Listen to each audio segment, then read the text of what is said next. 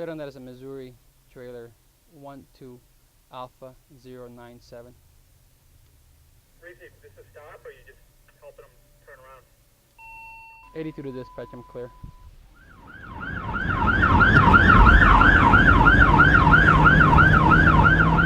My name is Jesus Arocho. I've been a police officer for 11 years.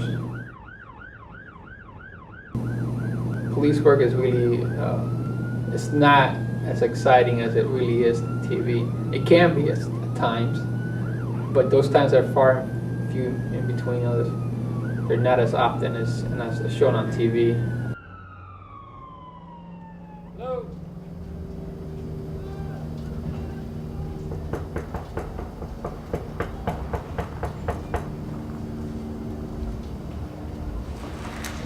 Hello. Police Department. Sorry about that. You Hey, call? how you going? Yeah. How you doing? Tell me Jim. what's Jim. Thank you. You on a Jeep? Yeah, I did. What happened?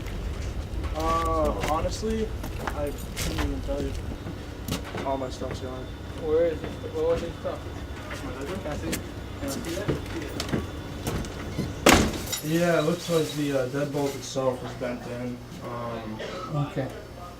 I mean, once the door was broken, it wasn't. I feel like it's not that high. All right. So who was here when this happened? Honestly, I couldn't tell you anything. I mean, who discovered it? I believe it was my roommate Brian. Brian. Is he here? No, he's just went to Loose Goose.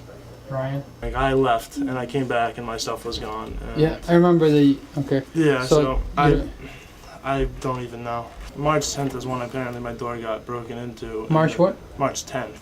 Okay. But apparently my TV was still there up until P1 people got back on Monday. If anything else comes up missing, give me a call so I can like, add it. The remote's not here. I mean, the remote they didn't take, so if it's anything online, you know, Yeah. say remote not included, I think Yeah. that's kind of a dead giveaway if it's on. Yeah, usually Craigslist a or lot of anything. those, yeah, Craigslist. We'll check. We have a guy that does that, all that checking, Okay. and so if anything happens, we'll give you a call. Yeah. If it recover anything.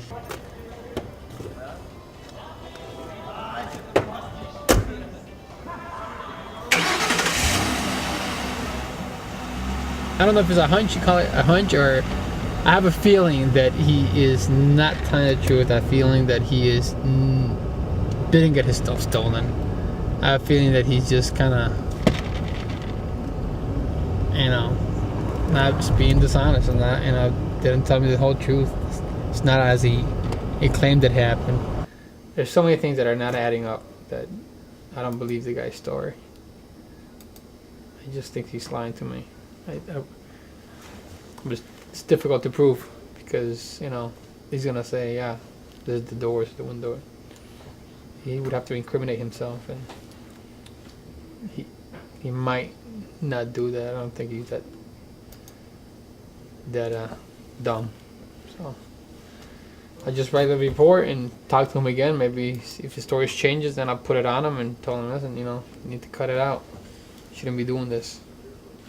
If you insist, you know, there's not much we could do. So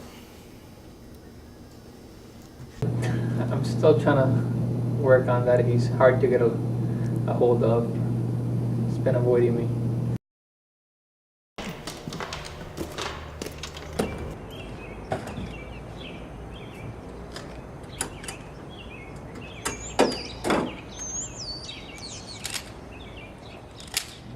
Gotten out of the Army. I had a child that was 18. Got a job at the House of Corrections. Was looking for something better. And then I got to start working here at Amherst PD.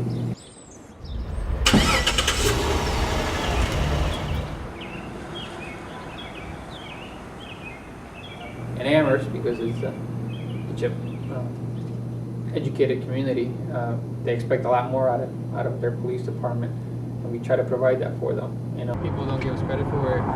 We see a lot of stressful situations, and we take that home with us sometimes. And you know, like people will see a dead body, or you know, somebody in a car wreck and they're gravely injured.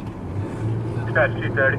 It's a lot of those things that you know you take with you, and you can't really you know, forget about it that easily. You know, when you go home with that. It's kind of tough to explain. So I'm gonna sit up here is a 35 mile per hour zone, and people just every day is not a day where you're jumping into a car, you're chasing somebody down, a high-speed pursuit.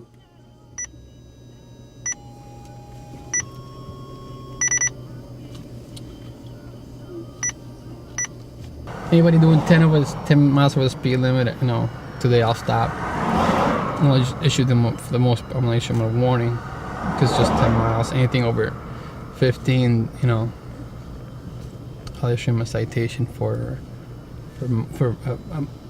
what they call a money violation, just where they have to pay a fine.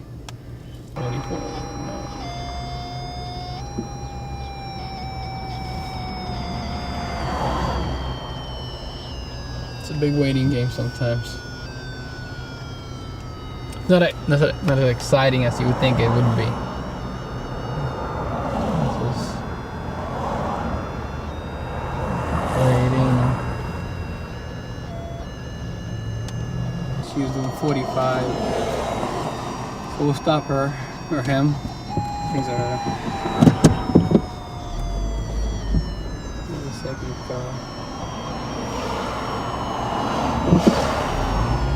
Right now I'm thinking of if they take a left or take a right, what am I gonna do? What the driver in front of me is gonna do is not the person who want to stop. They want to stop the first car in line. I gotta be prepared to what they're gonna do, how they're gonna react, and then I have to adjust my reaction accordingly. And so I'm picking a place right now in my mind where I'm gonna stop them, where it's safe for them and for me and for other traffic. So then I wish I had the plate. I can run it, but I don't.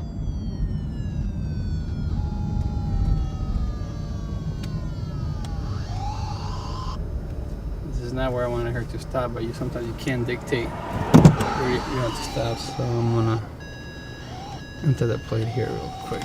So.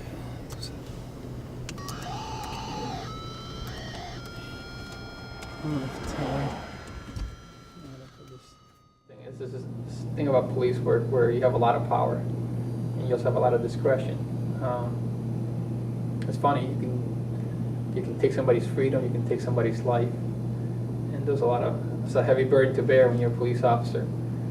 People don't think about it that way sometimes, and sometimes something as minor as giving a ticket to somebody that affects their whole, that could affect somebody's lifestyle in a way.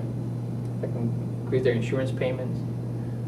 An arrest can change drastically somebody's life. This OUI arrest. They can lose their license, they can lose their job because they don't have a license. And you have to think about things like that too when you're making a decision. And you have to make the decision sometimes in a short amount of time. So we don't get credit for that, I think, for how quickly we have to react to things that affect a lot of people. A lot of different ways. We do get thanks, people sometimes drop cookies, or not that I need them, maybe an email to the chief saying what a good job somebody did. They had a bicycle rack in the back of the car. They were gonna wash the car, and they went right through with the bicycle rack in the back and some bicycles. They looked back and the bicycles are jumping all over the place.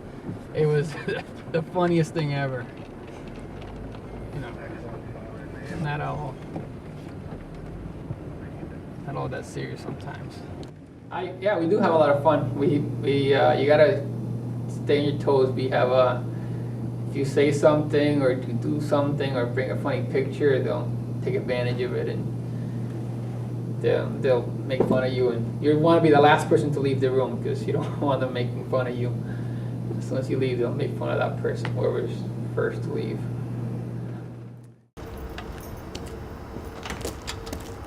We have a lot of training. We do firearms qualification twice a year, day and night. We have defensive tactics for protecting ourselves and the public. We have domestic violence training, diversity training.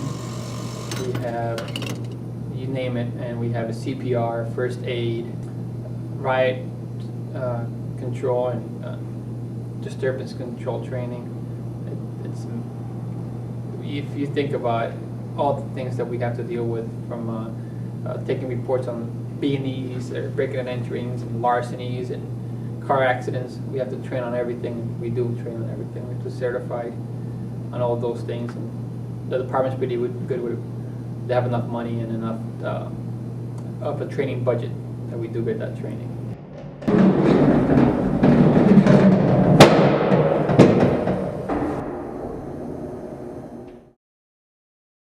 I like my job a lot. You have to look deep to see the rewards of it, because they're not immediate rewards. It's not like a carpenter where you build a house and at the end of it, I build a house, there's the house. Police work, you don't get that immediate satisfaction. You have to look down the line. You know, either when somebody says, hey, you're the officer that helped me in that accident, or something like that, that's when you get your reward. It's not immediate. At this point, no, I couldn't work anywhere else. I think I'll be in Amherst for the rest of my life. It's a 97 Lexus ES300 color green. It's registered to a Bogdan Oral out of Long Meadow. I'll see if he's in that student listing.